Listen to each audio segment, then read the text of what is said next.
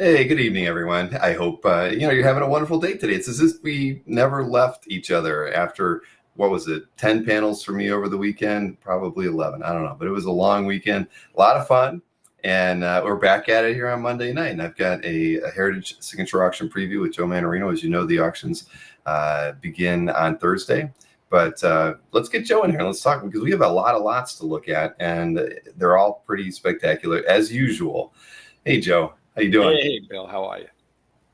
I'm fantastic. How about yourself? Good. Congratulations to you and the team. You had a great weekend, I saw. Mm-hmm. We did. We did really well. I mean, we did a lot of advanced programming that changed things that had me worried. Like things might break, and darn my wife, she got everything right. So everything worked really well. So I'm looking. She's actually up in Ohio right now, so I wasn't even able to high five her when it was all over. So I'll see her next Sunday, and then I think I owe her dinner and drinks. Nice. So what have you been up to? It's been about 6 or 8 weeks since we've seen each other. You just working, getting consignments in, or have you been able to? Yeah, no, it's been pretty busy. This has been we've had two. I mean, the deadline for January is what's today, the 18th. 18th. Technically, the deadline for January begins tomorrow. So that means we've had all the January stuff coming in after this. So you've got this January. You've had a couple of entertainment sales. You've had all sorts of stuff going on. So yeah, it's been very busy. Yeah, and it was a good end of summer. So I'm happy for it all. Good. Yeah, it's an exciting time for all of us. I think the market's still good, and I think both Heritage and us are helping grow the hobby pretty much every day. I mean, we've got a lot of we both have a lot of initiatives I think that work well, and I think clearly we all have the same goal, is just to find a way to get good art into collectors' hands, grow the base, and that's going to be good for everybody. Yeah, I mean, as we said, there's new people coming into the field as well, and that's the lifeblood. So I did see your interview with Jim. That was entertaining. It was. And, I did see the IAX OAX announcement and that video. That they did a good job. So congratulations to everyone. Yeah. Right. You said you may or may not be able to make it to OAX, but I really do hope you can come out. There's a lot of different things that we're doing in year 2 that we didn't do in year 1, and having a large illustration art component was something that we really wanted to have. And I think people are going to be impressed. We've got a few guests to announce there that I think will it will surprise some people and make them very happy to be able to get to see some of these people in person. Just names you've you know about but haven't seen at a show in a very long time. So yeah, it's gonna be good. And we haven't really even talked about like the card art collectors that are going to be there, and the artwork and that they're going to be bringing, plus a gallery show that we're going to have for the Marvel card art collectors again. I mean, there's going to be some pretty interesting stuff on display. We basically have what is it? It's probably about a 25 or it's probably a 30-foot by 100-foot room that's going to have 5 different galleries in it, and we're going to be announcing that. I mean, hopefully within the next 2 weeks. So and the illustration always puts on a nice show too. I mean, it's great looking stuff. So yeah. Exactly. Well, we got a lot of stuff here to look at. So okay. We just dive in. I mean, we should have called Rob Liefeld and had him come over here and at least do the first piece with us. I mean, well, he did a video just a day or two, and he was beside himself. And I really expected him to chime in. I mean, he's really he doesn't bear any coulda, woulda, shoulda type stuff that he doesn't own the thing. So yeah, he's very excited. Exactly, and I think deservedly so. It's an important piece. The Deadpool can't be any more popular than he is right now, so it's the right time to put this piece out there. But I didn't even check where the bidding was at when I loaded up these slides. $380,000, $456 with the buyer's premium right now. Yeah. That's pretty strong. So that kind of answers the question as to whether it'll get to we Half a have million. 600,000. Yeah. What was So it? 600. Okay. Well, we're already there, yeah. and it's. Hey, listen. There's I've heard it described as a couple of key collectors told me, well, Deadpool's the second most popular Marvel character now. He is going to be it moving forward. I don't know if that's all true, but he certainly is the box office hit, and there doesn't seem to be any waning in sight. So, and when it comes to this piece, not only is it the first page that he appears in the book, but it's a great page. Sometimes, usually it's only a so-so, a little image or, the back of somebody's head or something else. I mean, this is right there, all in your face, and you have Cable to boot. So that's a great page. Condition is outstanding. I mean, this is it's a museum type piece right now. Yeah, and it was the cover to the catalog, right? Yeah. I mean, so we should have said now overall auction starts on Thursday. What dates and times for the OA? Yeah, the overall auction begins November 21st, but as we've changed the format, as we've mentioned the last couple of times, there is not a joint platinum night anymore. So there's platinum comic books on the first day, and then it goes right into the live session of comic books. The following day, November 22nd, beginning at 12 p.m. East Standard Time, the comic art begins. And again, we'll have the platinum items to begin, and then it goes right into the floor items. Yeah. So Friday morning is Friday at noon, 1 Eastern is when everybody should be tuning into the live auction. Correct. Okay. Well, yeah, this will be one everybody's gonna be watching. I mean, just like the Wolverine 1 cover from the last signature auction, there was a lot of excitement around that. It performed, I think, is with what people were expecting, and that wasn't a first appearance. So this one, I think you're going to have a little bit more people watching it just to see where this thing ends up. Yeah, it's going to be great. This sale also, we always talk a little bit about themes that are in the sale. We also, again, have David Mandel items that are just outstanding. You have the Tom Palmer estate, you have the Roger Hill collection, you have Irv Novak estate. So there's a lot of good material in this sale. I mean, I picked 45 items, but easily you could go 100 items in this sale as just, outstanding items in anybody's collection. So yeah, this is another loaded sale. It definitely is, and I know the next two pieces are ones that I wouldn't mind owning. Some John I tell you, I don't know when it ends. I mean, these are great pages. Byrne Austin X-Men 127 pages. They were already at huge prices, and there's no slowing down in sight. So great pages, outstanding artwork. They're consecutive pages. I don't know why we're doing the second page first, but this is page 9 and followed by page 8. I also had it down there. Yeah. You usually like to talk about the X-Men. This is the. This makes me cry every time I see these pages. The iconic Proteus and Morris storyline, and you have the whole team featured in these pages.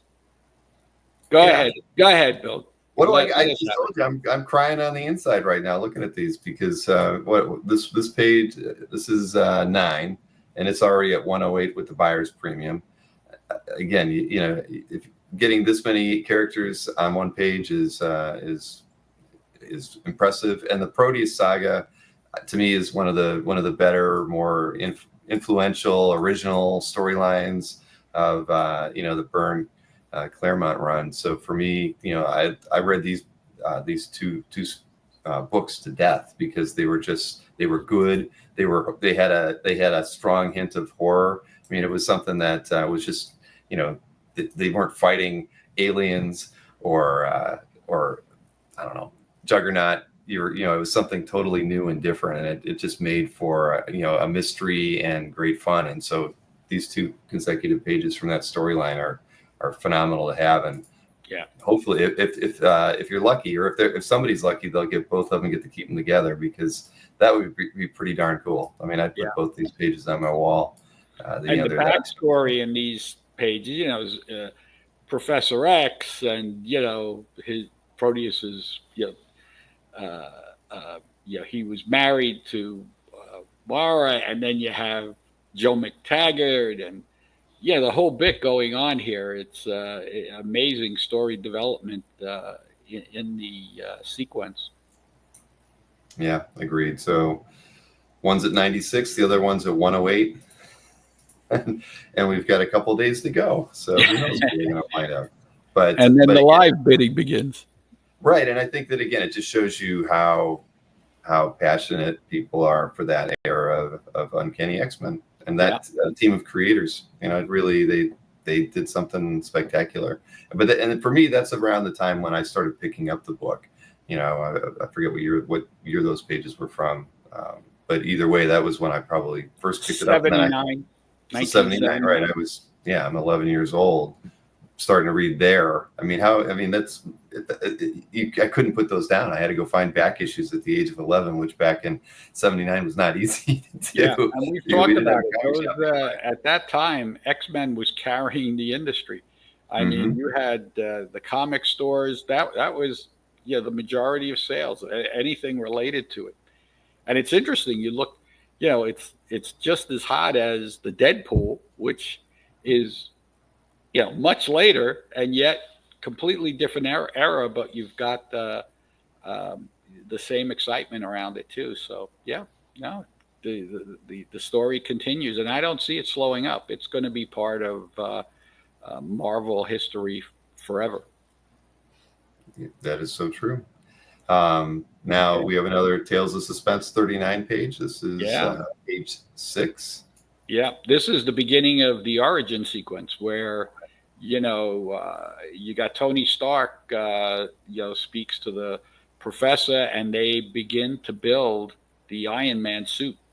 And of course, they need to first build the armor, the chest plating, because Tony is fading fast, and he's not going to make it. And then that's going to save his life. So we see them discussing it. Then they go into the manufacturer, all on the same page. And then in the last panel, it's done, and it's ready to be put on Tony. So you've got the beginning of Iron Man's origin right here. Mm-hmm. Well, very nice. I hope. You never know where these are going to go, but I hope the story's coming back together one way or another for somebody. But another great page. That's going to be tough. I know what these prices. Yes, you can't own them all. Yeah. That's very true, especially when everybody's probably, there's a few collectors who just want that one example. I mean, they might stop after getting a good one. Well, I happen to get to see who has bought the pages in the past, and I don't see this being put together anytime soon. All right. Well, at least it was together at one point. That's the nice thing about it. Until just when we began. Yeah, absolutely. Yeah. Brand new to the market. And, I mean, the bidding seems a little low, but I expect it to do as well as the other pages have. Yeah. Yeah, I would too. Yeah. So this Daredevil page is doing pretty well. Yeah. Talk about hot genres and subject. You have to include, I keep saying this every auction, but you have to include the Miller Daredevil pages because the prices are so strong, and the number of people that are collecting it are incredible. And we've got these great pages coming up. So, I mean, look at this one: a no holds barred battle between Daredevil and Bullseye. I mean, action in every panel. And this is only the fourth book that Miller worked on after taking over the title. Mm-hmm. Right, and it's at 84,000 with the buyer's premium. So Yeah. that's And interesting enough that you brought it up. What year is this page? 1979. 79, right? So the same time you were reading the X-Men, this was coming out. Yeah, and I was picking these up too. I mean, it's I don't know how I did it. I know that I had to clean the house a lot to get the quarters I did to be able to buy stuff, because I didn't really have a job until I was probably 13. So I don't know how I did it, but I mean the thing was that, you know, as a kid you still went after these. I mean, this is great too. They're in a game room. I mean, what's more 1970s than a game room, but with pinball machines and other things in it. So it just adds a little bit of fun to the page. Yeah, and of course Bullseye, becomes Miller's favorite. Well, along with Elektra, but Bullseye is right there as one of the prominent characters and villains, of course, in the series. So it's a must-have book if you're a real Miller and Daredevil aficionado. Mm-hmm.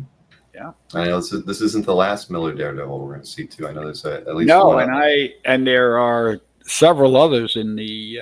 I mean, there are examples of other Burn X-Men as well. Like I said, I can't cover everything. I'm trying to make it show a diversity of items, which keeps it a little bit more interesting. But I certainly hope everybody takes the time to scroll through the whole sale.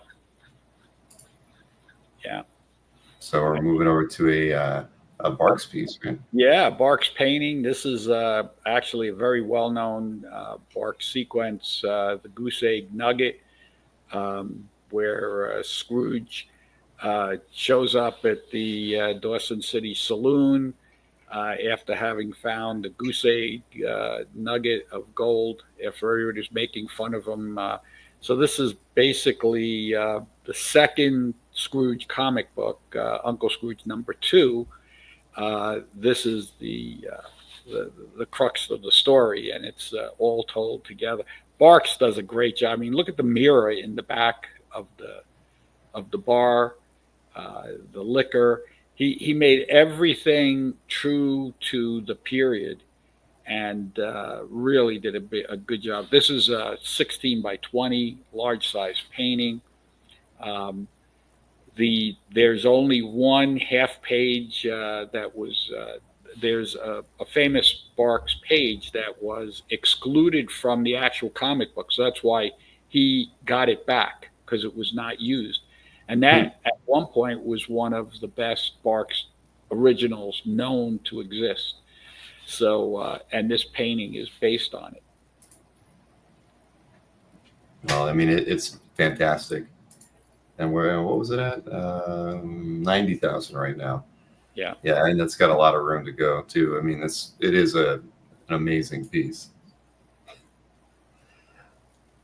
Boy, and what was it? 73, right? Yeah. Okay. Yeah.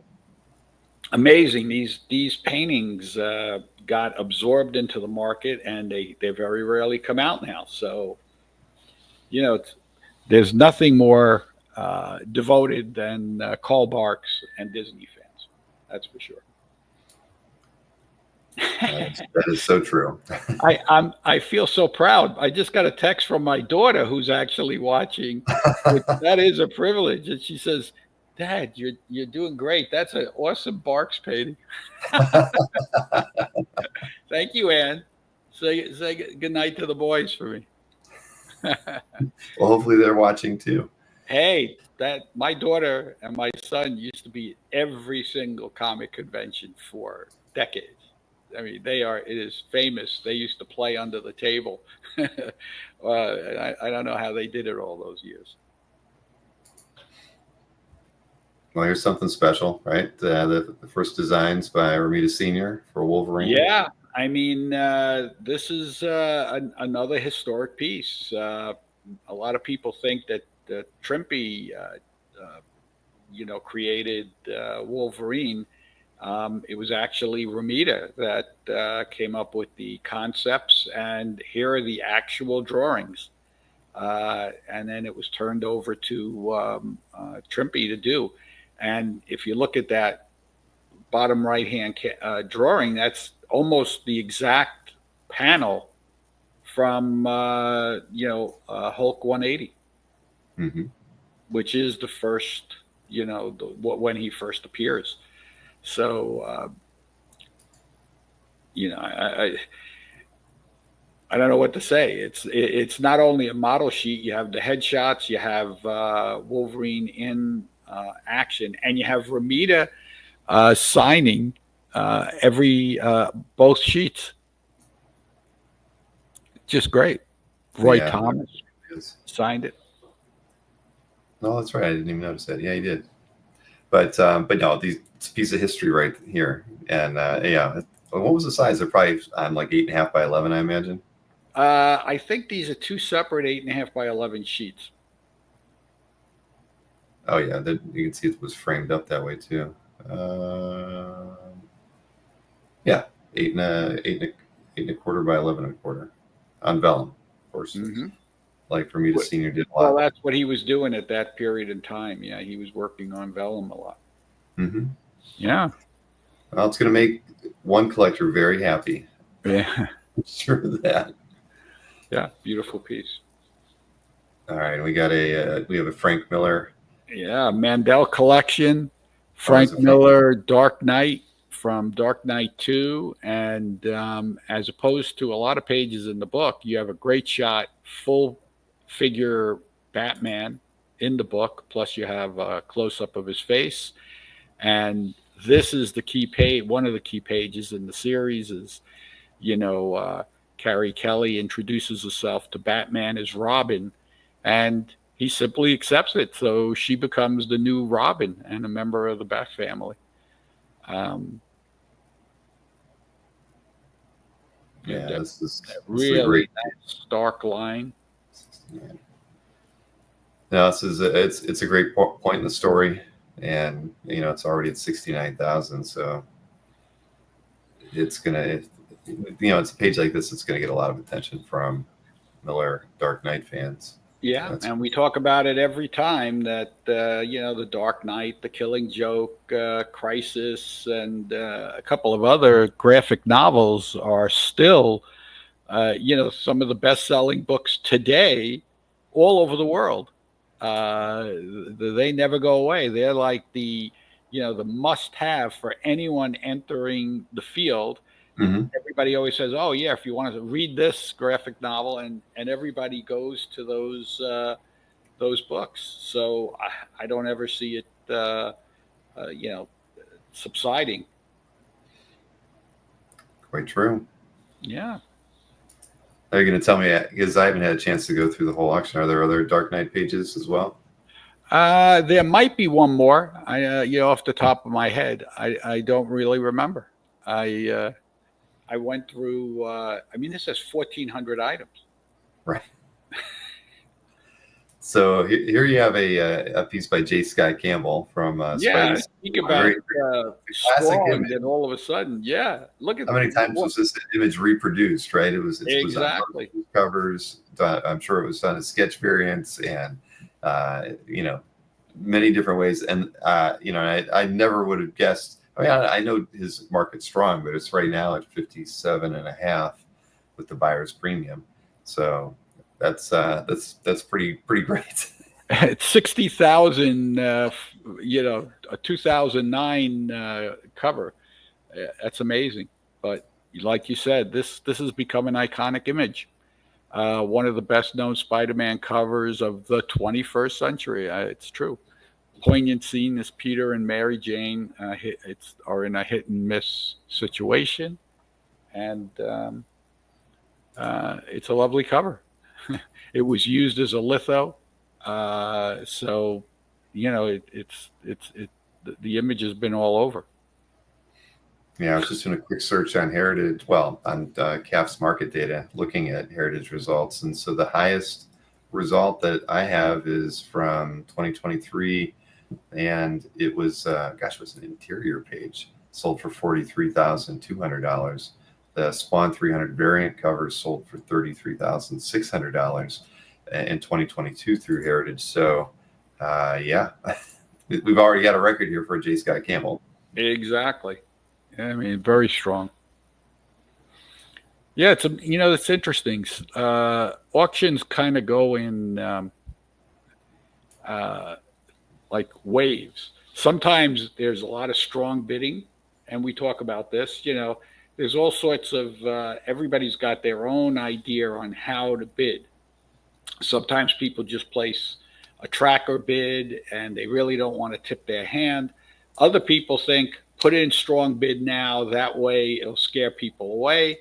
And then there are others, which is what I tell people, if you really have your heart set on something, be careful. If you don't put in a bid, you might already be outbid and you don't know it, because there might be a max bid in there that's more than your limit, and you're going to be out before you even begin. So it's a good idea to test the waters.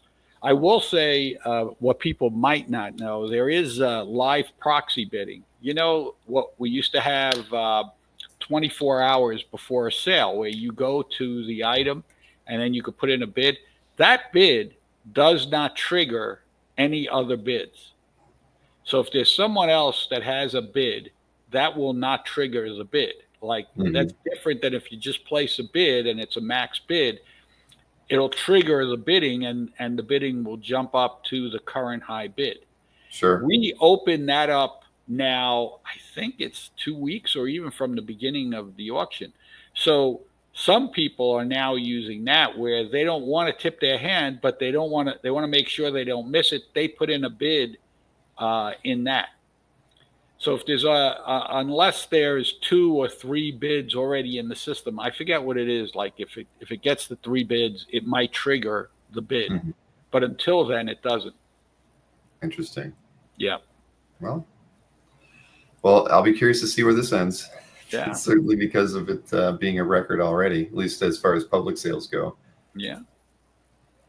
And sticking in the Spidey universe, we got a Ditko page from issue 32. Yeah. Now, last sale, we had the last page of 32, where Spider-Man is trapped underneath the heavy equipment in that iconic scene of pushing the opinion. This is the same collector had these 2 pages, no other pages. So this is an earlier page in that sequence. And of course, in that storyline, which is so popular, the real villain, it says that the villain is the Master Planner, but the real villain is Dr. Octopus. And here you see Dr. Octopus, and you have Spider-Man in a few of the panels, and you have Doc Ock and the Master Planner. So you got a lot going on here. This is where Spider-Man rushes into the Master Planner's headquarters and determined to retrieve the stolen serum that's going to save Aunt May's life. And that's where all the drama begins. Exactly. So it's a classic 9-panel layout, and I'm with Delight Loves Movies. I was going to point out that middle panel is magnificent, right? I mean, it's haunting and moody all at the same time. What was going through Ditko's mind when he decided to light Doc Ock quite like that, but it's perfect, and it just shows you how smart Ditko really was and talented. And I mean, this is a great example from his run. Hey, when he was working on this was, I mean, he was rolling. I mean, everybody knows this sequence, so it's just, yeah. I'd like to have this on the wall, no doubt about it. I get it. So where we go? We're going to a Jack Kirby, Dick Ayers, FF18. Yeah, I might be wrong, but I don't remember that we've had an early FF splash come up for a while. So this is really nice, and people might not realize I actually own several early FF splashes over my time, and almost all of them begin like this, where the team is, in the living room or, in the headquarters, and they're, kind of bickering or looking at television or doing something like that before the story takes off. So many times you don't have the team and the villain in the splash. Here you have Doctor Doom, and you have all four of them present, and this is FF18. So this is not that far after Doctor Doom, who you might argue is the premier villain of all time in Marvel, premieres. This issue is the first appearance of the Super Skrull, who goes on to become another iconic villain. And it's Kirby and Dick Ayers, which of course is considered one of the best and most recognizable Kirby inkers. Yeah. Yeah, no, this is a great page. I mean, it's Ben's not quite as rocky yet, but no, I think it's awesome. And the fact that you get Doom in there, even if he's on TV, is a bonus. Yeah, and how much it's at? They are reasonable, in my opinion, relative to the other things. Mm-hmm. Yeah, 40,000 right now with the buyer's premium. Another piece of Marvel history. Yeah. Well, now we're not even talking about Marvel. We're going over to some Jim Lee, Scott Williams, Batman, spectacular piece there, right? From Hush, of course. And this one's already at 45 and a half. But yeah, this is like one of the, if you want the two on there, this is one of the best pages to get. So it's amazing. Yeah, you got Superman and Batman, and I mean, look at the perspective that Lee uses there, and the great inking by Scott. Beautiful, delicate inking. Not a lot of the pages are very frenetic. This is really nice, clean. I love the shadow of Batman off to the right there. Adds depth to the scene. And I've said it before, Jim. He works on that torso, and he loves that thrust forward look. That's his dramatic go-to, and you have it there, and you have Superman behind him. It's just a really good page. I mean, it's like it's a cover. Yeah, well, these pieces will always be in demand by Jim Lee fans or DC fans, because they've always done really well. They sold well when Albert first put them on the market. I mean, which was, I think, even kind of surprising at the time, but it shouldn't be now. I mean, when you're looking at what the prices are reaching in the aftermarket. So this is a great example. And am I wrong? In the corner there, is that Catwoman and Crypto as well? That certainly looks like it. Yeah, look at that. So you get a bonus. Yes, not too bad. Man, but so I knew it. It wasn't near the end. We get it right here, and I think we have another one too. But so this is from issue 189. Yeah, there are several other Miller pieces in the sale as well. This is another page from 189. Action again in every panel. Armed with his, he's using the billy clubs, which of course is his go-to weapon, Daredevil, and he's holding his own against a horde of hand ninjas. Really, look at that dynamic page. That's the only way you can describe it. I love the way he uses the black silhouette against the back to bring forward the action in the front, the shadows. Really nicely designed page. And when Miller was at his best, he was really a great graphic designer. Yeah, this is it's really nice, and it's already at 43. This is kind of later in the run, but still, the stories were fantastic because I think during this run, Frank was just, he was amazing. The stories were like everything you wanted them to be. You ran to the newsstand to pick up every month to get that book. Yeah. So yeah, this is great. This was the beginning of revitalizing. Daredevil was not a popular character until Miller. That's why that's what he does, is takes over the characters that have seen better days, and he revitalizes them, and certainly began with Daredevil. I mean, it's a great page. What's this page at? It was 43. Oh, 43,000. I'm sorry. Yeah. Yeah. No, Okay. I wouldn't mind owning it. Now where are we going here? We got New Mutants now. This is from issue 87. So Liefeld and Wyatt. Great page with Cable on it, and it's an end page. So and it's Cable's first appearance. Mm-hmm. I mean, not in that page, but in that book. So we've got again a Liefeld first appearance book, and one of the iconic pages. Great shot. And yeah, he's the son of your favorite. Yeah, Sure. Yeah, I have a hard time accepting that, but yeah, I think he did too. Didn't he? But yeah, this is going to do well too. Of course, I mean it's a very good page, and I don't know. I mean, I love end pages personally. Whenever it's the end or a next issue, gives you a little teaser with the title and stuff. I mean, those are always that's like a bonus as an art collector to get that title page, chapter, a chapter page, or an end page. They're just fun to be able to own. Mm-hmm. And you know what? I like this page because it's listen. I like Rob's art, but a lot of the pages are like that other page, big figures coming at you and everything like that. This has a little bit, with the exception of the last panel, it's much more delicate. It's much more, story driven.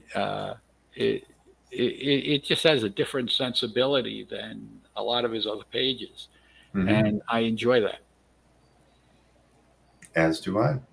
Yeah.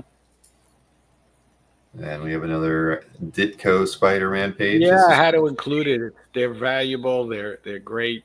Spider-Man 8, one of the earliest stories that have ever come out.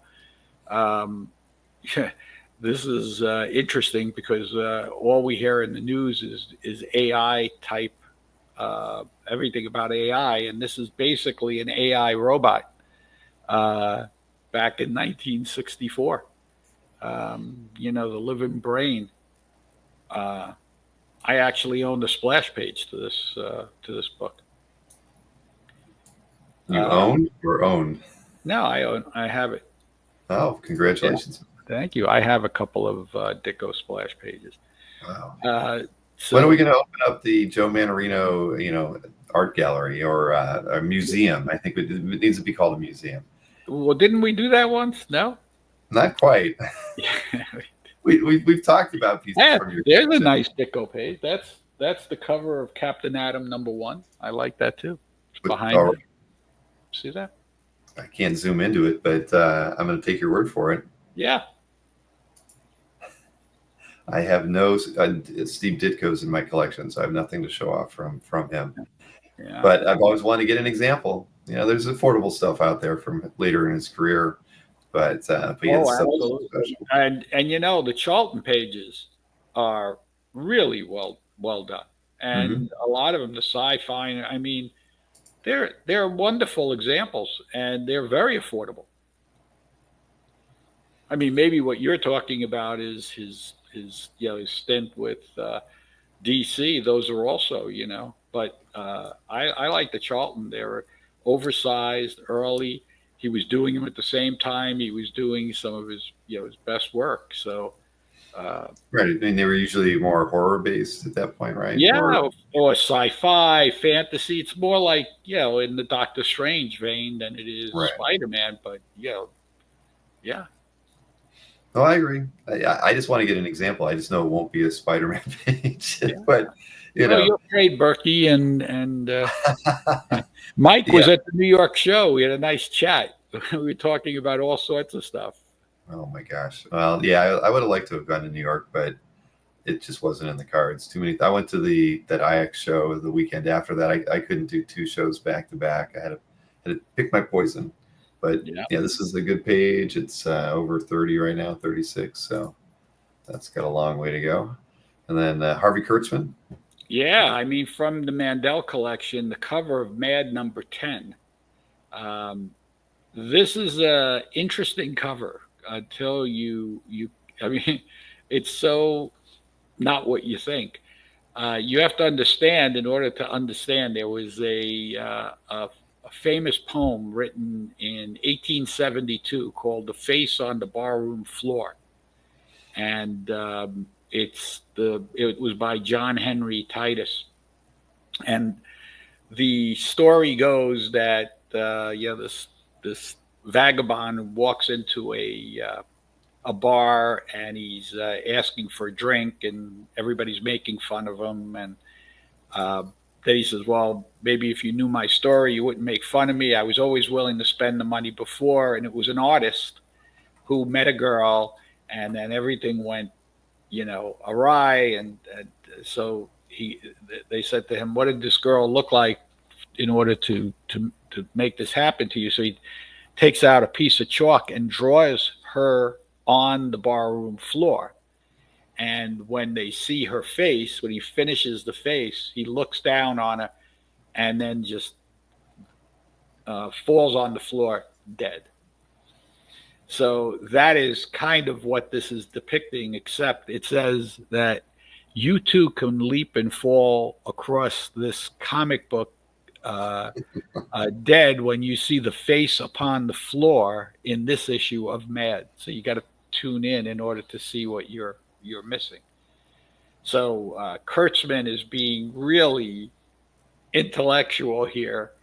I don't know. I wasn't around when this came out, but apparently people were aware of this. It is 70 years old, Joe. I'm not mistaken. 54, right? Yeah. Yeah. Well, I mean, these are always going to be in demand. I mean, the early Mad stuff. So, and there's so few Harvey Kurtzman covers, and they're, I mean, it's so stylized. He's considered really the father of underground art. He had he was so influential on so many artists. It's like a must-have in the pantheon of the all-time greats. Well, it's going to go to a good home, I'm sure. Now we have an early X-Men page by Jack Kirby from issue 2. Yeah, great Cyclops panels at the bottom. I know, I'm seeing that. So a little out of my range already. Usually, those early X-Men pages. Well, this is from issue 2, so that probably makes it a little different. But you can still. I feel like I could swing a Kirby page from X-Men one day, or just because they tend to be a bit more affordable than is FF work or things of that nature. So this Thor work. I mean, I think the X-Men stuff remains affordable, and this is just a great page because it is from issue 2, and again, you're right. It's a very good. You get everybody on here. Where's Beast? But I think you get 4 of the 5. Yeah, you get Cyclops. You get Cyclops at the end. Look at that. Iceman. Full intensity. Yeah, Cyclops there, everybody. This is why Cyclops is so darn awesome. Just totally blasted that wall from crushing those people. Yeah, and this is issue 2 features the Vanisher. I mean, come on, it was Kirby that came up with the X-Men. I mean, you and I have talked about it before. To revere the Byrne Run and Claremont and all the other artists that followed without giving Jack his due is. I know I screwed up. I continue to say Jack is out of my top 5, but everybody else is. Yeah, he was my number 7. I'm sorry. Maybe my opinion will change over time, but I got to reevaluate it over the weekend. I asked an artist that I was doing an interview with about who his top 5 were, and he didn't put Kirby in his top 5 either. And he was almost perfectly in line with me. So it really wasn't fair because, I mean, literally he had 4 in the same order that I had without telling him. I just asked him, what was your top 5? He had Imminent as his number 5. So that was surprising. Wow. So he wasn't just trying to get in your good graces. No, I didn't. I ended the panel asking him that question. I'm like, we've been talking about X-Men almost this whole thing. And I'm like, I got to ask you, as an artist, who are your top 5 artists? Because we talk about this a lot here. So I didn't preface it with my list. And he went Byrne Cochran, Paul Smith. Did he have? Was it Jim Lee was his fourth? I think maybe Jim Lee was his fourth, and then Immonen was number 5, and I had Jim Lee as 5 and Neil Adams as 4. So yeah. So he was close. We were very, very much in line. I trash talk Legends. Yeah. It's tough. We all have our preferences, everybody. But this is a fantastic page. I'm not sure if Marcus is agreeing with you or giving you grief. Marcus gives me grief because he always says Kirby should be in the top 5, and I always said that. I credit him with creating the characters, but I look at this. I don't know. I don't see the same care and love with the characters here as maybe he had with FF or even Thor. I feel like it's a little looser, right? And maybe it's just because Jack was overworked or whatever. Also you have Paul Ryman doing the inks, so you didn't have the key inkers. You didn't have Sinnott doing. Look at the difference between the first Thor, where Sinnott actually was the inker, and then later issues. With Kirby, it's always, if you're going to talk about the polish and you're going to talk about the detail, you got to really talk about the inkers, because a lot of his art was, he was such a powerful penciler that he did leave stuff to interpretation. And I mean, he did so much detail. These guys never had the time to do. I mean, look at every panel. He didn't have to do all of that. I'm with you. All right, he's moved up to number 6 now, from 7 to 6. The sad part is that probably the most beautiful of the early X-Men books is issue 6 with the Submariner, and those pages have never been found. It's similar to Captain America 4. We've never seen, the Captain America 4 pages either. Avengers 4, I should say, not Captain America, but the first appearance when he comes back. So, yeah. But anyway, on to George Perez and talking about detail. Yeah. I was picking these books up, and I wasn't a DC guy.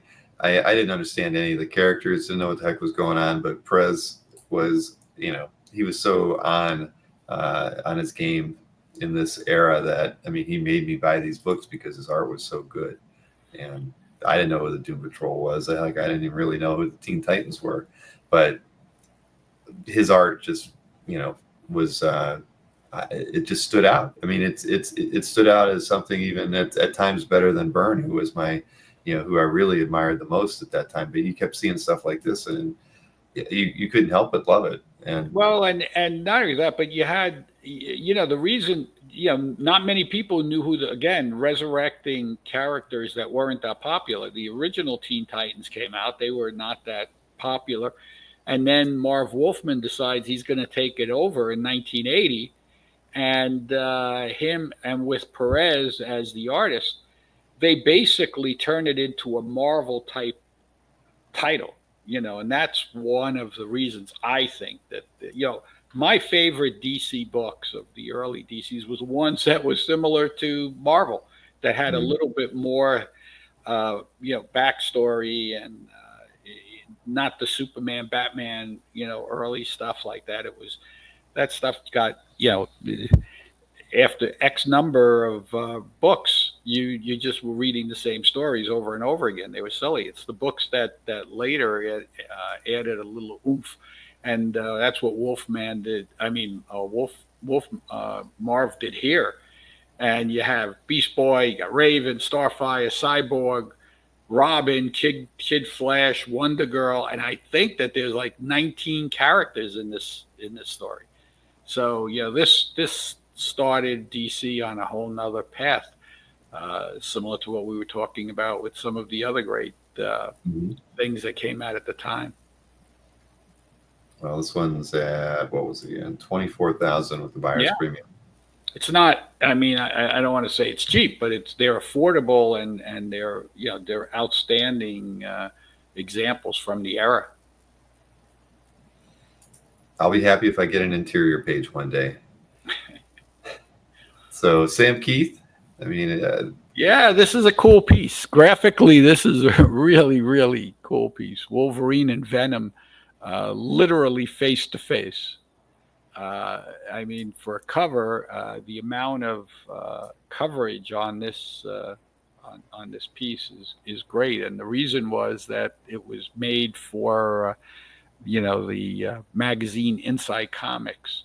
mm, And they were going to have a 6-part miniseries in Marvel Presents issues 117 to 122, and this is the image to kick it off.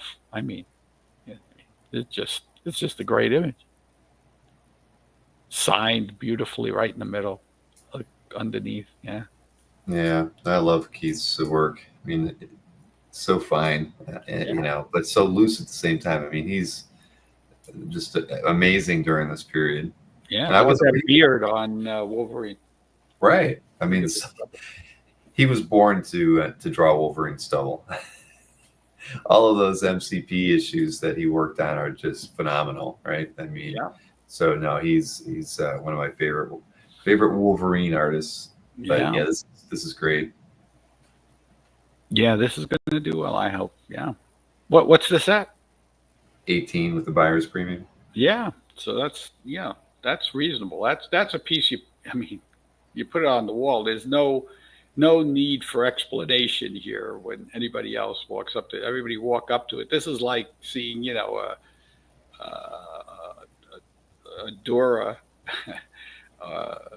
type etching. Sure. Yeah, Dura was amazing too. It's I get what you're saying there. I mean, because that's why Dura's art is still as well thought of today as it was, because he was influential and unique, and Yeah. to this day he's studied because he was so. And Sam Keith will be. Yeah, I mean, I bet you there's not an artist out there today that doesn't say that's that came in the last 25 years that doesn't reference or cite Keith as an influence. I mean, right? Yeah. It's just hard not to. And then as we move over to the next piece, you had a question from Comic Art for me that wanted to know what were some of the DC titles that reminded you of Marvel back in the day. I thought Doom Patrol. I liked Metal Men. I liked a lot of the group titles.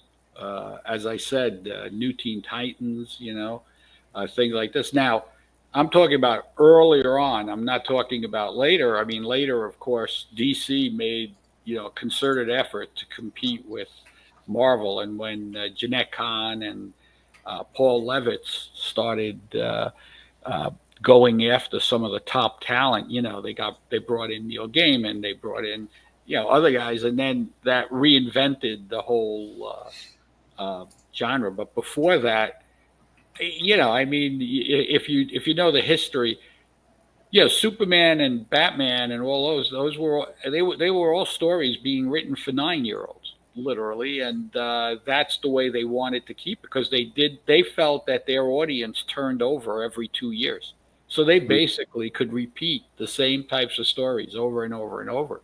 So they got into that rut. And people don't realize, they talk about Marvel. DC paid a lot more to their artists than Marvel did. That's why a lot of their artists didn't leave. It was only until after, Frank Miller and others came there and DC started letting their artists go, that did guys like Aparo and Gil Kane, and those guys come to work for Marvel, Mm-hmm. Jim Mooney and all the rest. But they were taking a cut and pay. Well, I'm happy that they made the move. So here we have another one. We have another Miller and Jansen Daredevil page. Look at this page. How do you not include this? Look at this. To talk about, as I was saying, look at the graphic design on this page. Beautiful. Yeah, no, it's fantastic, and the storyline was great. 190. Yeah.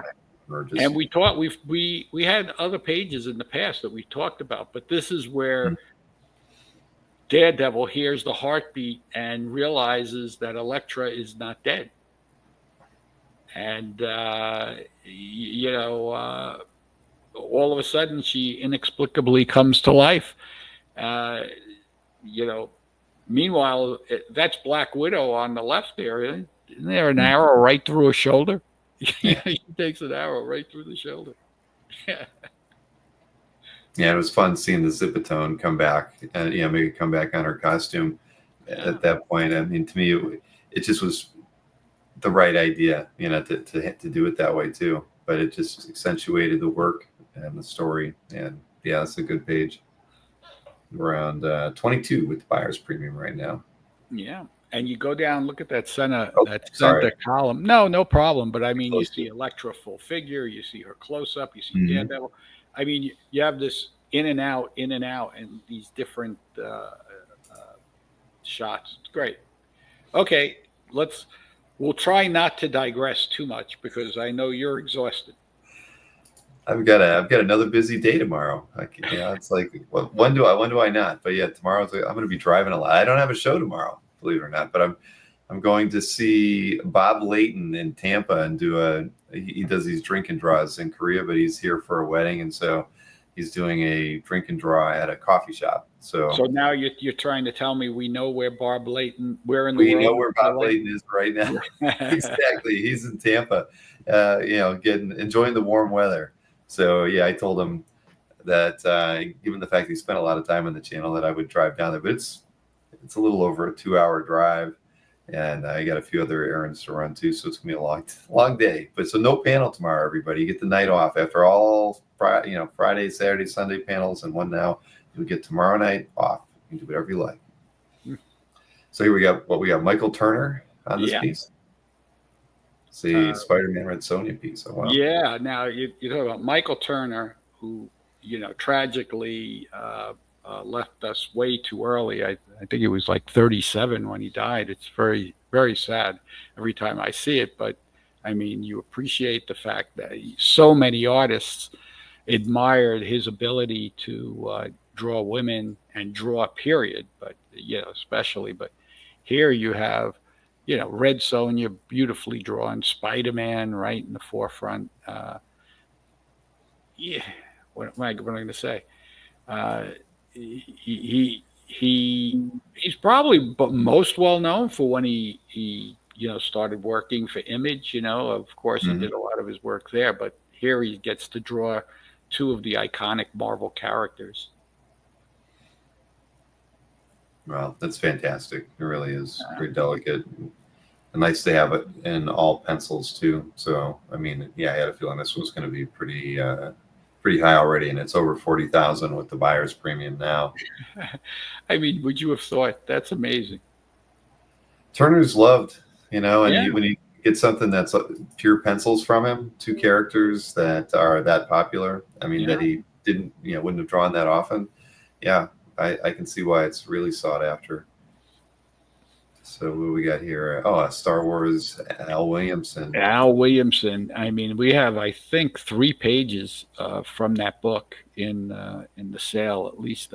And they're just beautiful, beautiful pages. I mean, look at Williamson, what he did on this. Yeah, that's amazing. Comic art for me. He's at a place called, I think it's called Foxtail Coffee Shop in Riverview, Florida, which is right on Tampa Bay. So it's, if you do a Google search for it, you'll find it. And if you follow Bob on Facebook, he's posted several announcements about it. It's from 7 to 8:30 tomorrow. So it's short, but fun. Get to hang out, do a drawing, sit next to Bob Layton. Hey, I remember Bob Layton back in, certainly it was either late 70s or probably late 70s, and he used to do comic shows and be at this little table and have his portfolio and showing, I don't know if he was trying to get work at that point, but he was so young, and I used to, we'd be set up, so we'd talk occasionally, and then later I got to know him a little when he was at Valiant, and he went to Valiant with Jim Shooter, and he was one of their, prominent artists there. So, yeah, Yeah, Bob's been around. He's done a lot. Now I see him. He's like he's a grizzly old Hemingway. He reminds me of Hemingway, traveling the world, and Yeah, yeah. There's definitely a little bit of that in him. So I'm a little surprised here. I don't follow the Williamson Star Wars market too much, but at 36,000 already. I mean, it's a great page, yeah. really, but wow! And that last panel of Darth Vader's amazing. But all the detail work and all the other panels, the intro panel at the top. I mean, the attention to look detail. at the spaceship. Look, am I looking at I'm looking at a different page than you are. Is this? We have two pages from this book. I think I'm looking at the other page that has, but they're both great pages. There's a second. I see. Yeah, you did. Yeah, that's funny. Yeah, the thumbnail in the spreadsheet you sent me is the different one, but this one, the link went to this one when I clicked it. I didn't even notice that it didn't go to the same page. So it might be the page there. That's you sent me this one here. Yeah, I mean, look at the work in this. Look at that top panel and the last panel. I mean, no, I'd just for historical importance, I'd love to get a Williamson Star Wars page, but seeing these prices, I don't know if I ever will. I mean, just I'll have to resign myself to get the Blade Runner page by him. I mean, just as beautiful, just a different story though. It's not easy to be that detailed and still get the stark contrast, because that usually obscures, but he's a master of, using the white, what I mean? Look at Vader's helmet. You know what I mean? He's getting all of the detail in there, and at the same time, it's a black helmet. Yeah, beautiful. Yeah, Al was great. He was great, and that's what turned him on. Anything sci-fi. Well, he clearly loved it. He gave it his all for a couple adaptations. That's for sure. Yeah. So now we have a great page from talking about Sam Keith of Sandman #1. And this is one of the pivotal pages, the Neil Gaiman story. This is where the binding circle trapping that trapped Morpheus for 75 years is broken, allowing him to finally escape. I mean, if you've watched the series, if you read the title, Morpheus becomes entrapped by a guy, and he's held prisoner for 75 years. And the one thing you didn't want to do was, if you were, his captor was falling asleep in his presence, because then he could escape into the dreams. And that finally happens after 75 years. So this was adapted for the Netflix series as well, but great page. It is. Yeah, it's at 14 without the buyer's premium right now. Yeah, it's got some stats on it, but still, it's historical. It's Sandman 1. I mean, that's they don't come up too often. No, we've had a lot of pages. We haven't had Sandman 1 pages. Yeah. Speaking of #1, Swamp Thing #1 by Bernie Wrightson. This is just such a classic image. Yeah. This is a great piece. Yeah. So clean.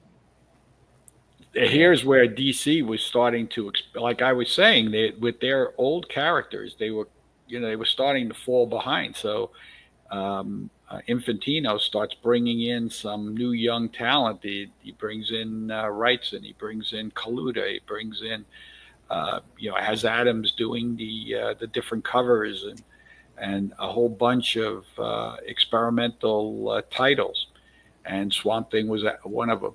When the title switched over, where he got his own title, it became more of a gothic horror title than it was before. So it really redefined the character. This is an iconic moment from Dark Genesis, the origin story. It's amazing. Where are we at with that one? 26.5. Yeah. Yeah. No, it's a prime period. If you want something from Bernie, it's great. Mm-hmm. Uh, Brian. Brian Boland, Camelot 3000, number 3 cover. Yeah, I think that's. I just got that gallery edition book by Graffiti Press of Brian's work, and I'm very certain this piece was in it. But, yeah, well, go ahead. I was gonna say he's always been amazing. I mean, he's just so detailed. I mean, and I think we had a panel with Joseph and Bob Chapman over the weekend, and they just kind of stressed just how clean his work is. How it just doesn't. Even if he needed to use whiteout, it was still exactly. You don't see errors. You don't see that he used different gimmicks. He used pen and ink for. I mean, he wasn't trying to use shortcuts. Mm-hmm. And I owned a comic store when this book came out, when Camelot 3000 number 1 came out, and I'm sorry to say that the book was super popular, but they couldn't keep it on schedule. So, unfortunately, like issue maybe 1 and 2 came out one after the other, and then 3 months for number 3, and then 6 months for number. I mean, it took years for the series, for the 12-part series to be completed. I actually, just to remind myself, I went through the 12 covers, and this is either the best cover or one of the 2 best covers in the series. So, this is a great story by Mike Barr. Taking the legend of King Arthur and putting him into the once and future king, and they took the future king and they put him 3000, in the year 3000. Mm-hmm. So Arthur goes to sleep and wakes up in the year 3000. Well, it's lovely. I mean, his ink work is just amazing. Cross hatching, and the shadows on his face. It's just everything you'd want in a piece by Brian. Yeah. Mm-hmm. What was the? I just have to see. Okay, that's a 14 right now. Yeah, that's very reasonable in my opinion. Kirby Machine Man. Here's a fun cover by Kirby of Machine Man. Talk about busy cover and a lot going on. He's got his signature crackle energy coming out, and he's got those classic Kirby type figures. The hand coming at you from the opposite direction to give you some depth. Always manages to give weight to the characters, and this is Machine Man, very, very popular right now. We had a couple of pages up, I think, in the last 2 sales, and they did incredibly well. They do more than the typical Fourth World stories. So, well, I don't know. And this was from 78. 1978. You got to throw an Enric Vampirella cover in here from 76. Nothing wrong with that. Early issue 54. I mean, look at how beautiful this cover is. And I mean, there's nothing, this is not because it's reduced or anything like that. It's just a beautiful painting, and one of the most recognizable Vampirella images. Beautiful use of light and shadow. Image area is 11 by 16. Yeah. It is a very memorable image. What's the size on it? Do you know? It's 11 by 16. It's 11 by 16. Okay. That's so classic, and again, it's at 43,000 already with the buyer's premium. And anything early Warren is very popular. Mm-hmm. What was wasn't there a Vampirella cover out there? I can't remember. But either way, this one's going to do really well. Then George Wilson. I don't think we've I don't know if we've already talked about George Wilson's art before, but this is a good robot fighter piece, covered by issue 1. Yeah. Well, this is we sold this once before. This is from the Roger Hill collection. and this cover sold for $50,000. Wow. This is Magnus Robot Fighter #1. What I find interesting on this is that George Wilson, years ago, I bought part of I bought the Dell warehouse, and I bought the contents of Western Publishing's offices, and there were different examples of things on the wall, and I had probably 50 covers, and most of them you couldn't even tell the artist, and nobody cared. Mm-hmm.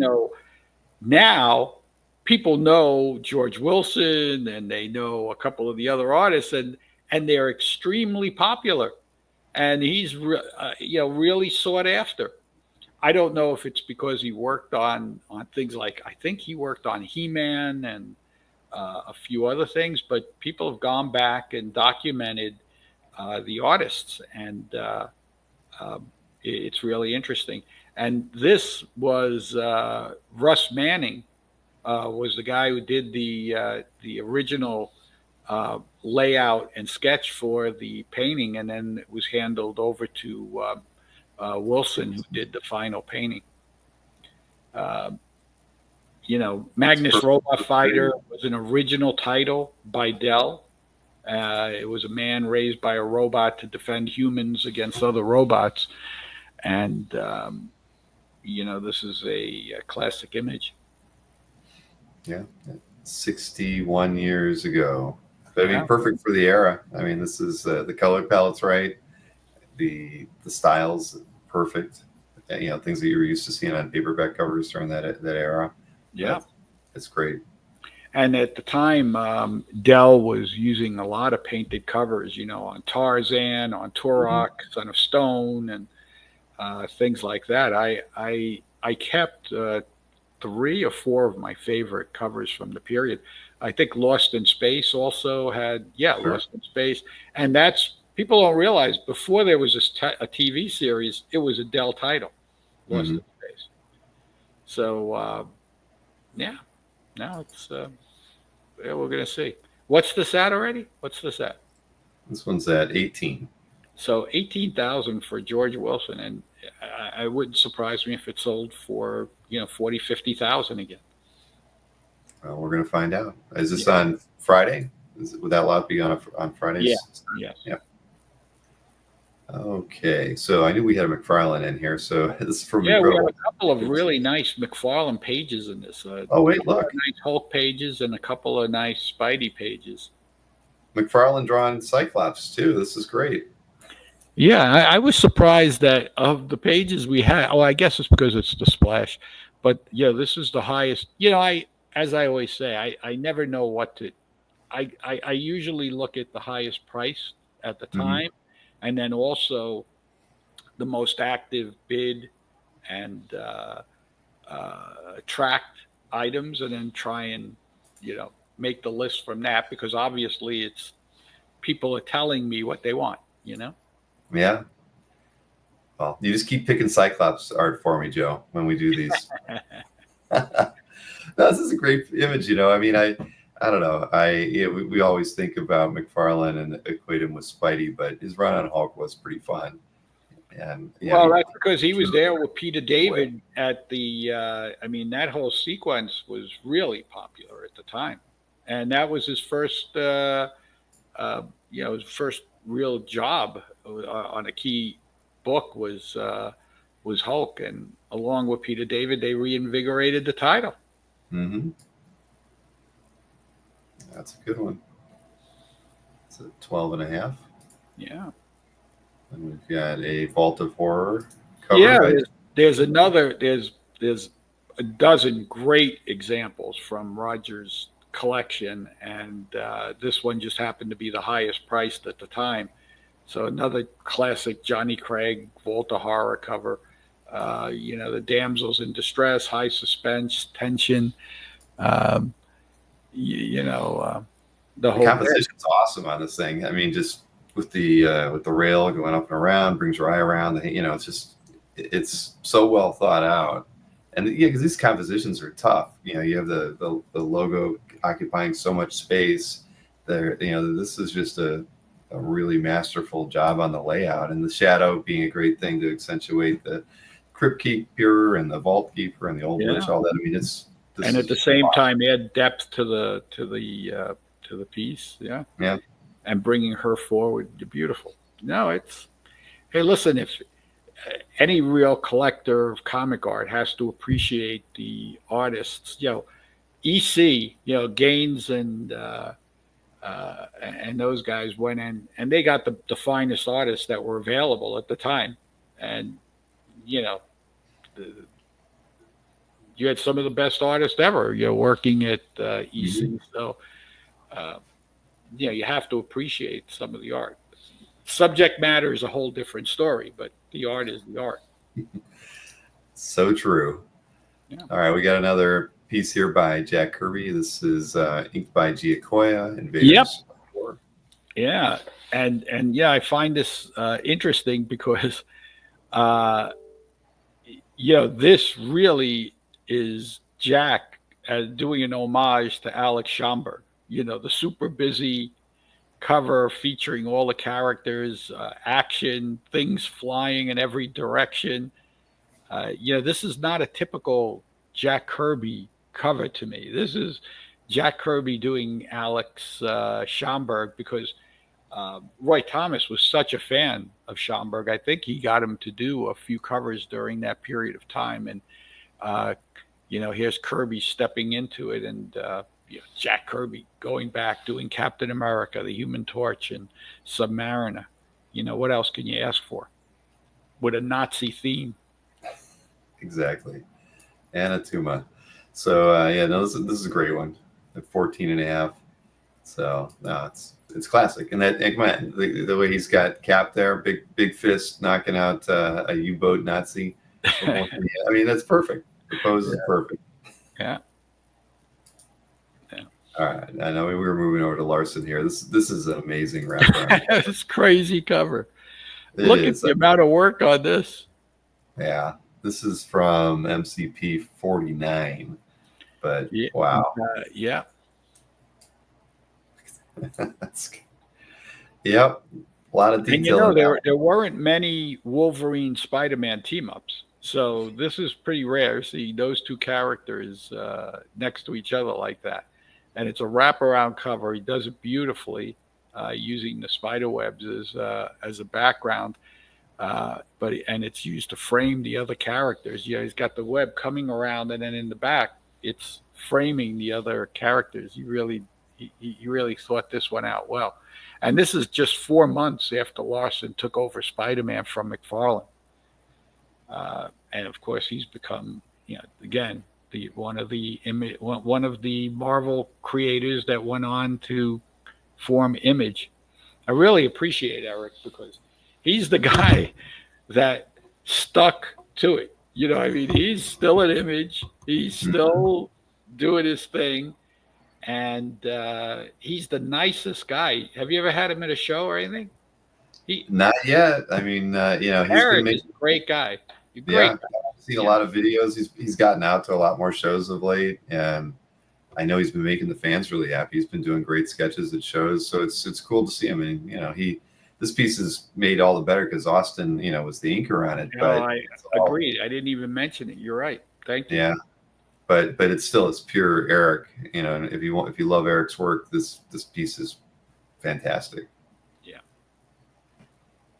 And it's not even, or where is it at? It's over 10 with the buyer's premium now. Oh yeah, that's going to do a lot. I mean, we had some, in the past, for a while there, Eric's work was, they were bringing, $40,000-$50,000 a page for these Spider-Man pages, which was incredible.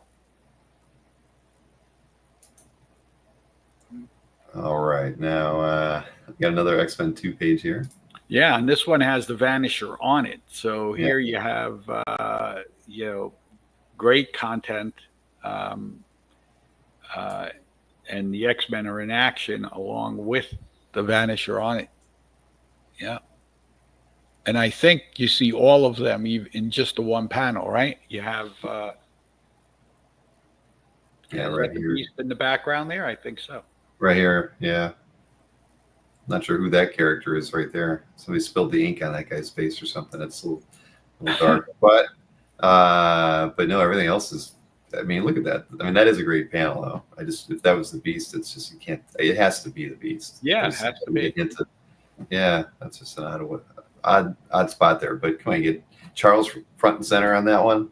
And great page or panel at the end. But I mean, look, this page is at 92.50. I mean, this is from classic era X-Men. That's why I always feel like Kirby's X-Men just doesn't get the same amount of respect. And like you said, it could be the inker or whatever. But again, it's the beginnings of the X-Men. I mean, something that is just so important to Marvel. Went on to become the most popular and best-selling Marvel title.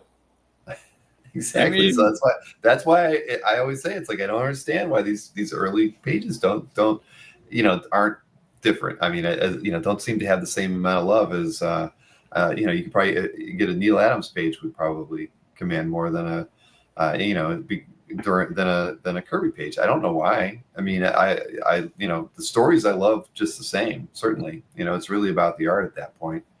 But this is a great page. I mean, come on, you get the whole team on it, and again, it's issue 2.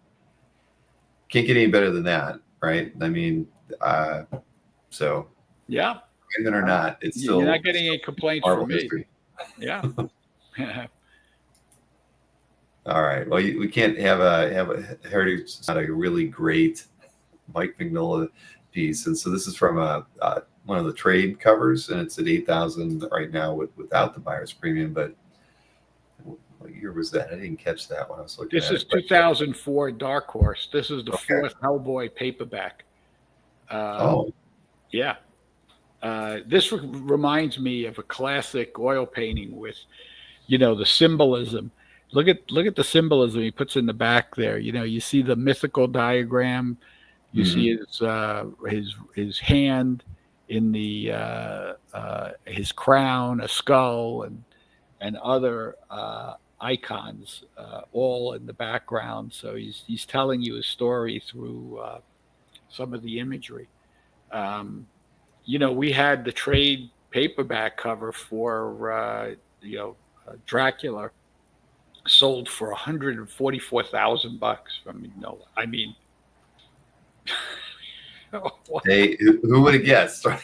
I'm sure it's a lot of people, but yeah, that's the kind of stuff. I mean, that I could see really being important and exciting for certain collectors, right? That love those horror characters, whether it's Dracula, Wolfman, Frankenstein. You get Mike Mignola working on it. I mean, that was a spectacular piece. So, I mean, Mike can do no wrong. He had the wonderful exhibition just recently ended in New York City, long overdue. How is that? I mean, I don't know how it took him so long to have somebody make an offer to him to put up an exhibit like that. But I certainly hope we get to see more of that. And I mean, Mike could do one a year, and he'd probably generate interest. I mean, move him around the country, get one on the West Coast for him.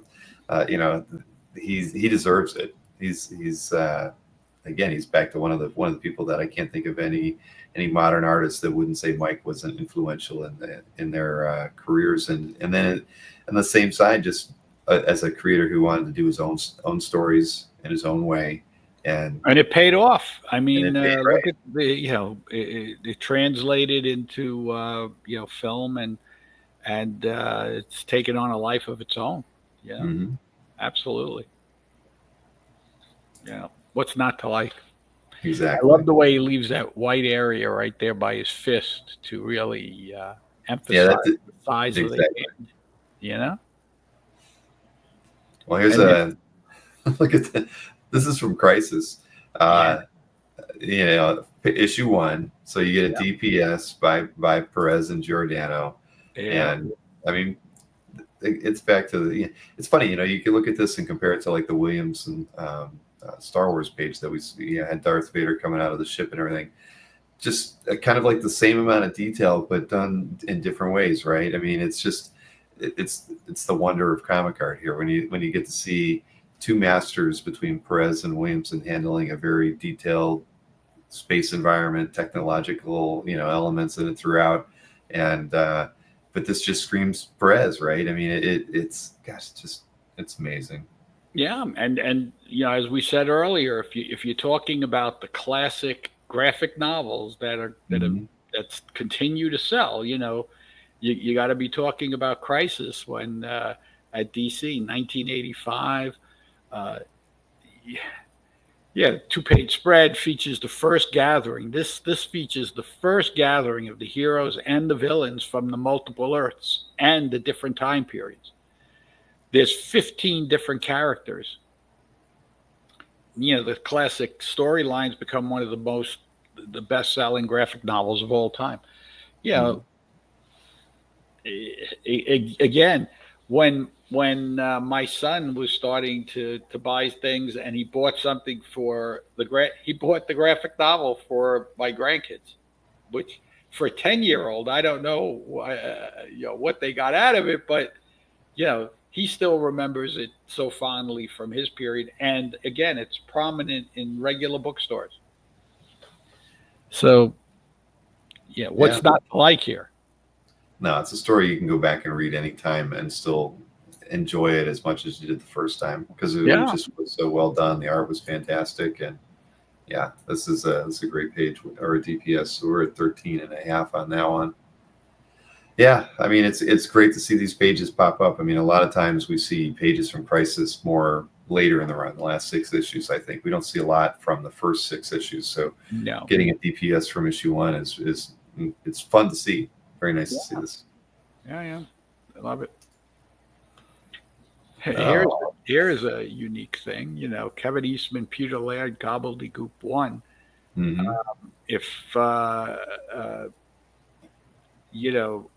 This, if I recall, the Turtles, there was an ad for this or the Turtles on the back of this book. So, it's very historic, because this was very early between Kevin and Peter Laird. And it's the first appearance of Fugitoid, who becomes a notable support character in the Turtles universe later. But this marks the first title of Mirage, their studio. So this predates Turtles 1. That's pretty cool. So what was the so it's over, what year was it? It's got to be over 40 years, because Turtles 1984. are 84. Okay, well, they're right at 40 then. Yeah. I think there's a letter that comes along with it, and a copy of. I think I'm trying to remember if this was given away after it was produced, he may have given it to someone to use for a fanzine or something. Yeah, here it is, your finished cover and overlay. Kevin would like to have that one back, but very nice. Yeah. So this is a piece of independent history when comics were finally some independent titles were beginning. I mean, I'm sure everybody knows the story of Eastman and Laird weren't able to sell their character, so they decided to publish it themselves in their garage, and the rest of it is history. I mean, we've sold copies of Turtles 1 in high grade for like $100,000. It's unbelievable. And it's gone on to become a franchise. I think last time we talked, there was that TV series that we talked about the toys. I don't know if you ever got to see it, but I did. Actually, the girls started watching it when we watched TV during dinner, so I did get to see the whole series. It was great. It was really well done. Amazing, the history of how the Turtles came about. So it's cool. All right. Now, where are we going here? We got a John Romita. We got an early Romita Amazing Spider-Man page from issue 41. Where the story that features the Rhino, and you got Spider-Man in the center panel, and you got Peter and J. Jonah Jameson, and for a change, Peter's being defended by Jameson's son because he had saved him from an attack by the Rhino. Meanwhile, Peter's trying to impress Gwen and Harry and Flash with his new motorcycle, but Gwen's not buying it. Yep. Yeah, this is it's a fun page. Yeah. And again, you get the classic 9-panel layout. I mean, those are I love them. Yeah, just every time I see this or your classic Marvel 4-panel layout, either way, they just make me smile. I just think they're only so, the third Romita book in the title, so yeah. All right. This is from Vault of Horror, right? Yeah. Speaking of a master of design, Bernie Krigstein. This is a 6-page complete story. He's really revered by other artists for all the innovations and his ability to tell a story. The classic. Right after this, he did the Master Race, which from Impact #1, and we sold that for $600,000. That story, and this is the same type of art and design, using not only his innovative panels, but look at the use of the Zippertone. I mean, he had to cut out all of those little things piece by piece by piece. Right. I mean, just handling the shading on his pants. Right. I mean, that's just crazy the amount of detail that he's using. He's getting out of the Zippertone, and then even with the characters here, he's not drawing the outline of their shoulders. He's letting the Zippertone handle all that. I mean, that takes a lot of forethought. Yeah, because he's doing it the opposite of what you would think. Most people, they draw in and you're using the Zippertone to handle the grays, but he's doing it around the white. So yeah, that's just mind-boggling, right? In that one of those earlier Williamson pieces from the Star Wars pieces, they had one of the guards or generals on the bridge, and it's just literally just cutting it out and covering up his outfit. Here he's literally using this as if it's a paintbrush, which is unheard of. So I've just really never seen anything quite like that. No, it's brilliant. Yeah, and this one's been buried, so I mean, just beautiful work. And he's getting away with using just one tone to do it. I mean, that's the more I look at it, the more it's very impressive. His technique in this piece is something I haven't really seen before. A lot of thought and effort and time. That's why he didn't do. You're not going to go out and find thousands of Bernie Krigstein pages. No, he was too meticulous. Well, no, this is a wonderful example. It's a 9,000 with the. It's wait. So I didn't even realize it's a complete story. I'm sitting here just looking at this one panel. And that's why I said it's a 6-page story. I totally was. I'm sorry. I was so fixated on just that first page. But okay. Well, I'm gonna have to go back and dig through this one now. I wanna see the whole thing. That first page was unbelievable. Shoot. All right. Well, there we go. Now we can see them all. But no, I'm going to go back. I'm going to save this tab for later. Yeah. Get a great shot at the ghoul at the end. Yeah. So Peanut Sunday. You kind of skip over Schultz a lot. I mean, not meaning you, but you just don't. They're always amazing. They're historical by someone who's got to be one of the most revered illustrators that our country, has ever appreciated in the last 100 years. And you kind of take it for granted that when these pieces come up, I skip over them, I'll highlight a Harriman Crazy Cat because it's over 100 years old and it's cool too. But these are just equally as important by, again, arguably the most. You have the classic comic strip artists that, influenced so many different artists. That's the Harrimans, the Fosters, the Raymond, and on and on. There's only a handful of McKay, but of modern artists, you have when it became gags and it became more humor. There's Waterson, there's Larson, the Far Side. You have, of course, and what everybody points to is Peanuts. Even Trudeau and all those guys. I mean, they all point to Peanuts as their influence. So, Schultz did it for so long, and he did it so well, and there was so much more to what he was doing than a simple gag, because it's so much psychology involved in it. His own angst and his, he could turn something dark into something fun. And the only reason, and I don't normally, even though the Peanuts are always, high valued items, but Heritage always seems to turn them up, and they're always in their sales. So, we kind of take it for granted, like you say. The time to showcase it, though, is when you get one of the classic sequences. Right. And Schultz, you got the Red Baron, and you got the Great Pumpkin, and you got the kite sequences, and you got psychiatrist booth.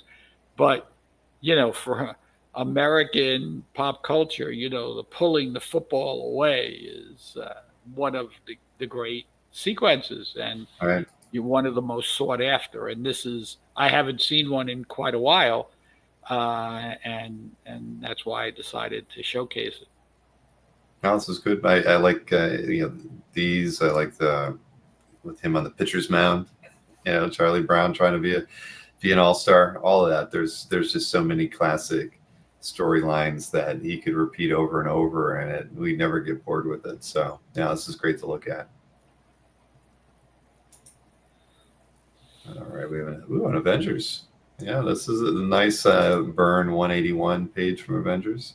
Yeah. Well, this is the first appearance. The reason I've showcased this, I don't normally do a standard page like that, but this is the first appearance of Scott Lang. And in the next month, he stars in Marvel Premiere 47, and he's the new Ant-Man. Mm-hmm. So then he becomes a standout character in the Marvel Universe, joining the Avengers, the Fantastic Four, and several other groups. But this is the very first appearance of Scott Lang on this page. Yeah, it's a great page. It's inked by Gene Day. Okay. Yeah. John Byrne and Gene Day. Yeah. Nope, it's a good one. Very nice. And then another John Byrne. We've got a Marvel Universe handbook cover. Yeah, when you get those wraparound covers, they're beautiful, and the number of characters. I mean, he really did a great job. He loved doing this, that Marvel Universe thing, because he loves the old Marvel characters. This was his chance to draw everyone. I mean, I did not take the time to count everybody on this, but I mean. Yeah, no, it's great. And again, he could get Daredevil, Black Widow in the same costume that we saw from the Daredevil page, and they use zip on it to color. No, this is great. I mean, you have Thor, is Beta Ray Bill, that Thor, and Black Bolt and the Beast, and I'm trying to find Cyclops in it, but I don't see him on this one. Yeah, I see Black Panther. Oh, wait a minute. No, that's not Cyclops back there. All right. Thought I might have saw him, but it's great. I mean, this is the era of Byrne artwork where I think he's most popular. You get the Blob in there too. Yeah, beautiful page. I mean, it's a beautiful cover, and it's two covers for the price of one. What's this at? It's only 600. Come on, come on. It won't end there. There's no way. But yeah, this is a great example. Yeah. Let's see here. Neil Adams, Bernie Wrightson Green Lantern page. Yeah. That's a very interesting combination, of course. I own that entire book. Oh yeah. Yeah. And then when my kids were going off to college, I sold that book, and then Heritage broke it up. I think I sold it to Heritage. Now that I think about it. Yeah. And I remember Scott Williamson Scott Williams was always asking me to break the book up because he, Just so many artists love this, this combination. It was the only time Wrightson inked, Adams on Green Lantern, and of course the signature, his most recognizable title. Right. Yeah, I mean, this is a great figure work here on this one panel. It's fantastic. Well, that one's going to get a lot of interest. I mean, Wrightson manages to turn Green Lantern's costume into a gothic, I wonder what Neil thought when it came back like that. You gotta love it. Yep. All right. So one of my favorite artists of this era, Lee Elias. Yeah, I included that for you because it was. I know you love Lee Elias. Another Roger Hill item. Ghostly Torment. I want to get I really want a war related piece by Lee. I don't know. I could probably go for a couple different genres, but I just love his work. I mean, it's just such a unique style, and it's like I know it's Elias when I see it. So this is it's beautiful, and it's grotesque at the same time. It's fantastic. Yeah. It's from a Harvey book from 1953, Chamber of Chills, issue 15. Yeah.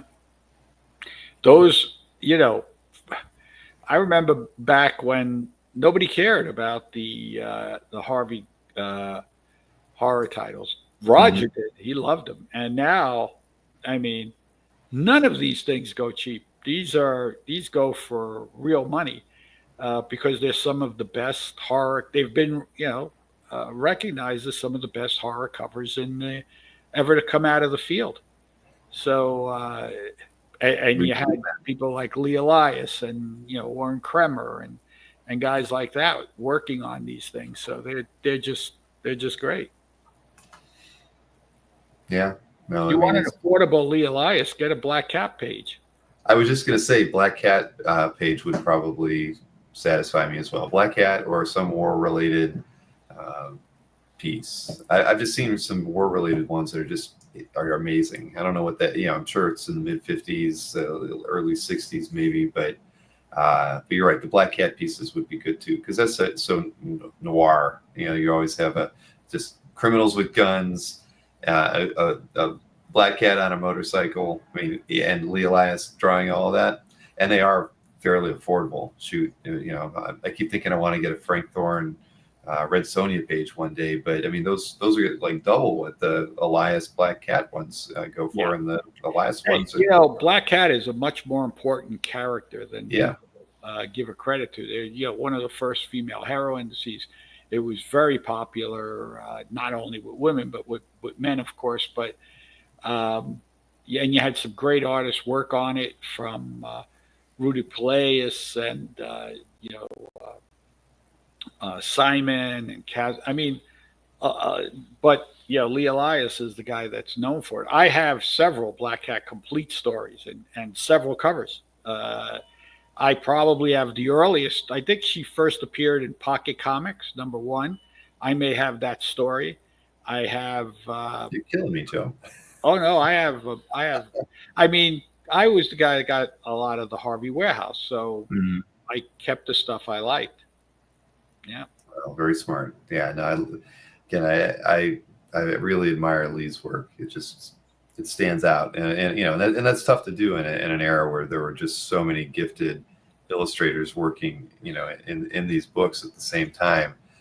For him to just be that, and again, to have a style that unique to himself that that kept him. Well, he was basically, he was heavily influenced by Milton Caniff. He was, if Milton Caniff worked in comic books, it would be Lee Elias. That's what it was. And to me, he could draw just about anything. He was given assignments like this. I don't know what a Milton Caniff would do on something like this, but Elias could go from this to Black Cat to, like you say, to war to science fiction. He ran the gamut of things, and so very talented artist that really didn't get his due until just recently. Yeah. Well, this one's only at 26. War Agent Smith. War outsold superhero in the 50s. Oh yeah. Well, people don't realize in 1949, Timely, who was Marvel, discontinued every single superhero title. Everything. Captain America, Human Torch, all of them discontinued. The DC discontinued all but 3. Superman, Batman, and Wonder Woman. All their other superhero titles. And they replaced everything with war, Western, horror, crime, romance, you name it. But the superhero genre literally went away and did not come back again until DC did some trial with Showcase Comics, introducing the Flash and Green Lantern and everything like that. And then so 11 years go by and no superheroes, and then Marvel sees what DC is doing and decided to launch it. But that's why Marvel didn't have any superheroes again until 1961. Mm-hmm. It was odd whom they were targeting, but it was the I don't know. It was the era, right? There was a lot of. They were selling great, the other things, but that's the way it was. Superhero. I think I've said this before, maybe on the air, but superheroes come into vogue and out. 1961. Think of 11 years after that, in the early 70s, superheroes were dead. That's why they got Bernie Wrightson and they got the Kalutas and Marvel did Dracula and all the other types of titles because superheroes weren't selling. So it wasn't until the X-Men became popular with the Byrne X-Men that, again, superheroes come back into, and then all of a sudden, in 1982 or so, 1981, and they take off again. And then what happened? A bubble after 11 years, and in early 90s, the bubble pops again. So there's an 11-year cycle. But that's enough. I don't want to give them too much. I'm trying to think about when the next bubble's because I'm going to have to give an exam, and I would be sorely disappointed at the result. Everybody at the end of this. All right. Well, I think we've only got 2 more pieces to look at. So this two is or one. I thought it was only one. No, we got the All-Star Western 10. Yeah, yes. I included this again. You really got to go through these catalogs. There's so many historic pieces. This is the first page we've ever offered from All-Star Western 10, which is where Jonah Hex, his first appearance. So, and this is one of the most memorable, moments of the story. The Zuniga, he captures, Hex as he turns down a kid's request to join him, and then just, rides away.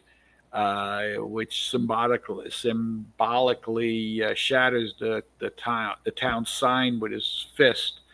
He establishes Jonah Hex as this lone wolf. Really nice piece of storytelling and a very historic page. And it's an end page again. Cool. Yeah. What's that? It's right around 2.5 right now. That is cheap, yeah. And then I know we have like 4 or 5 Preacher covers in the auction, but now we're getting to some of the heavy duty ones. Look at this. This is absolutely one of the best Preacher covers. This is Preacher looking at his reflection in the Vietnam War Memorial Wall, and each one of those names is hand lettered. There's no overlay. So you have the soldiers in the background, and he's there reflecting on his father, John Custer.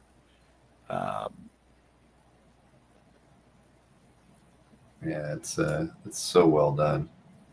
I mean, look at the subtlety of the work in the back. Again, this is something. This is a museum piece. You know, you put this up on the wall, and it's beautiful. And if you can look around there, we have 3 or 4 other great covers, but this one really caught my eye. Yeah, it's fantastic. It was from issue 50, so 1999. Yeah, that's great.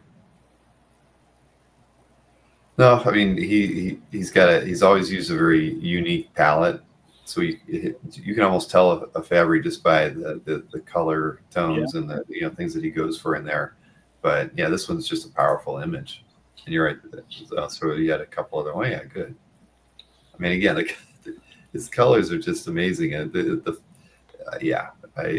I find him to be a very intriguing artist just because of his use of color. Just as well, his palette is ideal for the the whole creature series. Mm-hmm. It's horror, it's gothic, it's moody.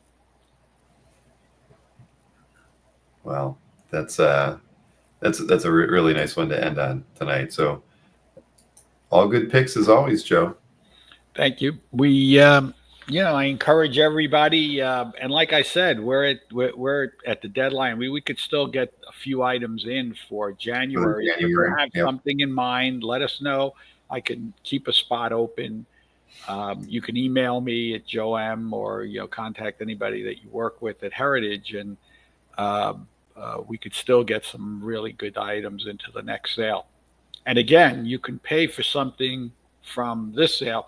That's the only thing I don't like when we overlap this early, because sometimes people like to see what they've gotten before they consign. Right, exactly. And that's so the deadline for the January one is tomorrow, technically. You've got your email address on the screen. Everybody got to see that during the chat today, but joem@ha.com. So if you have any questions about consigning, or like you said, how to potentially use consignments to help you kind of get your grail, there's lots of ways you can work with Heritage on those paths. Yeah, a lot of great items in this sale. Like I said, I mean, pretty self-evident. Yeah, not a stinker in the bunch, Joe. So, all right. Well, I think we've even already planned ahead. I'm pretty sure I put a date to our January auction preview too. So, obviously, I don't think we won't see each other till then. But we got Thanksgiving coming up. I hope you have a great holiday. Yeah, and, you too, and Christmas in between. Exactly. And if there's anything I can do to lobby for you to get to OAX, just tell me what I need to do, because I would love it if you both could come down. I think it'd be a lot of fun. I know you would enjoy it. So we need to find a way to make that happen. I appreciate it. I'll let you know. Okay. All right. Well, everybody, we appreciate you hanging out with us tonight. These are always fun, informative. Good luck, everybody. Thank you for tuning in, and I look forward to being in touch with some of you. All right. Have a wonderful night, everybody. And remember, I'm not on tomorrow, so enjoy your night off. Yeah. Good evening. All right. Take it easy, Bill. No need to come back.